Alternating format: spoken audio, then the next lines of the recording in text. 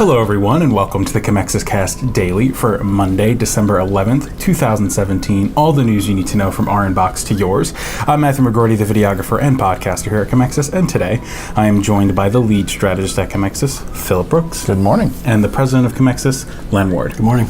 So our first story for today was a bit of a tale by Brian Merchant at Wired about email tracking. So email tracking, typically for those who don't know, is something that's been going on for a really long time. Typically, people will embed a 1x1 pixel image into an email, and it has data in it that can basically tell you when the email was opened, where it was opened, and by what kind of device. There's a couple other small things that they can do, but that's basically the gist of it. Just to give you some numbers, there are some 269 billion emails sent and received daily, and that is roughly 35 emails for every person on the planet every day. And over 40% of those are tracked according to a study published last June by OMC, an email intelligence company that also builds anti-tracking tools, which we'll get to. Anecdotally, I can say that almost all of those go in my inbox. I believe it, trust me. So according to OMC's data, a full 19% of all conversational email is also now tracked, and that is 1 in 5 of the emails you get from your friends, and you probably never noticed. Research from October looked at emails from newsletter and mailing list services from the 14,000 most popular websites on the web and found that 85% contain trackers and 30% leak your email addresses to outside corporations without your consent. So one big piece of the article that Merchant wrote about was how this technology, while really good for marketers and stuff like that, that scammers are also using it to gain information from you. And he kind of goes into this whole story about how by finding the exact whereabouts, what kind of device you were, and what time, and the IP address, which will tell you the exact location, basically, of where you are when you open this email, these scammers could basically get an entire schedule of your day. So, for example, if I open an email here from a scammer and they know who I am, probably from my email address or my name just being associated with the account, they can get the location and the time, and they can find out, about when my workday is. And then they can also see if I open it on my phone, so they could find out if, when I go to lunch. They could find out when I'm home, if I open an email at home, and stuff like that.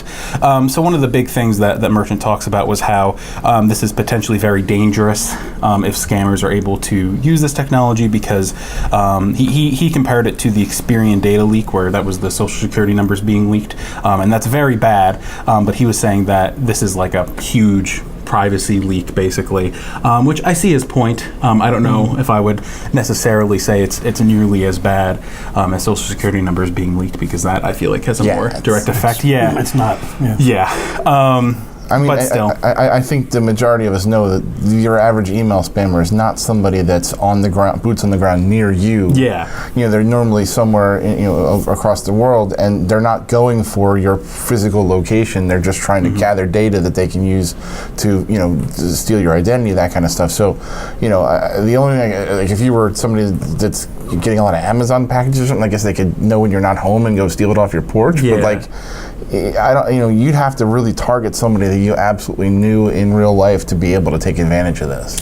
Yeah, I agree. I mean, I think also, most email services have a spam of some kind, and I feel like most people are, relatively speaking, smart enough to know when they got a spam email.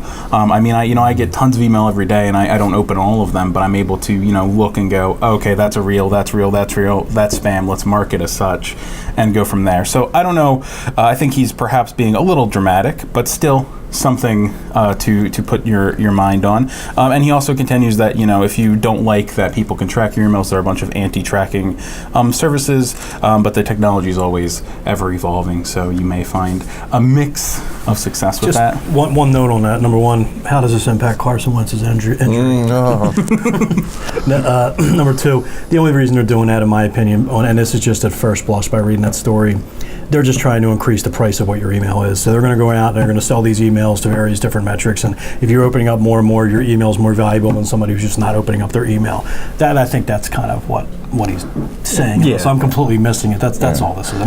In this case, you could see that I was stopped by the church this morning to do a novena, just for Wentz on the way to work, and I checked my email on the way in, So I mean, that, at least in that respect, you'll know where I was this morning in tears and lighting candles. Yeah, so horrible day. Okay, so our next story is just a general kind of. I think it's just interesting. We need to once in a while take a step back and look at, what the impact of traditional advertising has over our audiences. I know we certainly are much more geared towards digital, but we do full spectrum campaigns, and that's something that we have not lost any confidence in the value of traditional advertising. We just look for a certain balance between the two and how they can complement one another. But this article by Aaron Barr at Media Post essentially says that it bears that relief on our part, because it's just the data shows that people are still influenced by traditional advertising no matter how much they don't want to be. And they're saying that specifically millennials are 81% more likely to be influenced by advertising than baby boomers, who have already generally set their brand affinity. So that means that millennials are more likely to find a new brand and latch onto it, or shift out of the focus that they're working on and say something that may be an alternative, whereas baby boomers are, they'll stick with the same brands over and over again. They don't bother to look at alternatives as much. And I think that's a big step, because, that portability, that ability to say, hey, look, these are brands that we can try to find and gain a foothold in a new audience is a big deal. So knowing that's becoming the more popular and stronger buying power in the marketplace, really gives us some pause when you're looking at how traditional advertising fits into your normal digital marketing campaign. It does, and I think the other thing about that is that for the last 10 years, it's all been about position. If I rank first on Google, if I do this, I do that, and I think what we're doing here at Commexis, and you're beginning to see more and more, I think agencies starting to join here, is that a traditional branded message, certain forms of traditional advertising works, because it's got to the point now, ranking number 1 on Google's easy. We can simply just buy that spot on pay-per-click. So it's your branded message, it's what you're saying, it's resonating with the audience. And the days of just outranking people and grabbing all the traffic, those days are long gone, and this is stuff you have to really, really embrace when you're doing a campaign. Yeah. So I think the other piece that we need to consider. We're still working. It's fine. Stuff there on our podcast. Don't edit that out. Yeah, that's still in there. And just to kind of put a bow on that, when you think about the traditional marketing and advertising stuff, it doesn't really have to conflict with the more traditional values. I mean, Ogilvy stated how many times that we have to see, a brand before we actually make a purchasing decision.